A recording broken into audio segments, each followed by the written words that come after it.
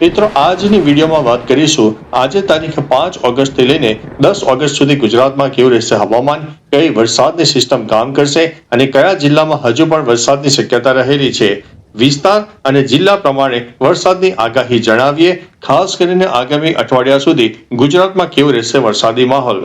સૌપ્રથમ વાત કરીએ તો દક્ષિણ ગુજરાત, વલસાડ, નવસારી, ડાંગ, તાપી, સુરત, નર્મદા, ભરૂચ ના અનેક વિસ્તારોમાં આગામી દિવસોમાં હળવાથી મધ્યમ વરસાદી ઝાપટા ચાલુ રહેશે। અમુક સ્થળોએ મધ્યમથી થોડો વધુ વરસાદ પણ થઈ શકે છે। મધ્ય ગુજરાત, વડોદરા, આણંદ, ખેડા, અમદાવાદ, પંચમહાલ, દાહોદ, છોટાઉદેપુર અને મહીસાગર વાદળછાયા વાતાવરણ વચ્ચે હળવાથી સામાન્ય વરસાદની ઝાપટાની શક્યતા છે। અતિ ભારે વરસાદની શક્યતા થોડી ઓછી છે।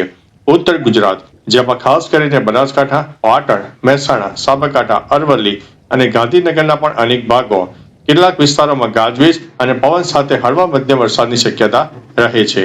હવે વાત કરીએ તો સૌરાષ્ટ્ર અને કચ્છની, જેમાં રાજકોટ, જામનગર, જૂનાગઢ, અમરેલી, ગીર સોમનાથ, ભાવનગર, બોટાદ, મોરબી, સુરેન્દ્રનગર, દેવભૂમિ દ્વારકા અને કચ્છ અનેક વિસ્તારમાં છૂટાછવાયા વરસાદી ઝાપટા રહેશે।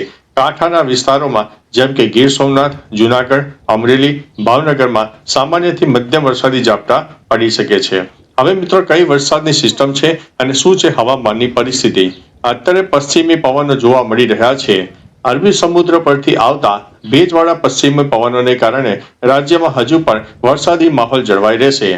બીજી તરફ અપર એર સાયક્લોનિક સિસ્ટમ પણ સક્રિય થઈ છે। સૌરાષ્ટ્રની આસપાસના વિસ્તારોમાં મધ્ય ટ્રોપોસ્ફિયરમાં એટલે લગભગ 5.8 કિલોમીટરની ઊંચાઈએ હળવું અપર એર સાયક્લોનિક સર્ક્યુલેશન બનેલું છે અને અંતે મોન્સૂન ટ્રફ રેખા પર સક્રિય થઈ છે। ચોમાસાની મુખ્ય ટ્રફ રેખા ઉત્તર ભારત તરફ, એમાં ખાસ કરીને દિલ્હી, ઉત્તર પ્રદેશ, બિહાર થઈને પૂર્વ તરફ ખસેલી છે, જેથી ગુજરાત પરથી કોઈ મોટી કે મજબૂત લો પ્રેશર સિસ્ટમ હાલ પસાર થતી નથી। મિત્રો તમને ટૂંકમાં જણાવી દઈએ તે આગામી અઠવાડિયા દરમિયાન રાજ્યમાં ભારેથી અતિભારે અને અતિવૃષ્ટિ જેવો સિસ્ટમેટિક વરસાદની શક્યતા ઓછી છે, પરંતુ હળવાથી મધ્યમ વરસાદી ઝાપટા ચાલુ રહેશે। જો કોઈ જગ્યાએ લોકલ ડેવલપમેન્ટ સર્જાઈ જાય તો 1 ઇંચ કરતાં પણ વધારે વરસાદ થઈ શકે છે।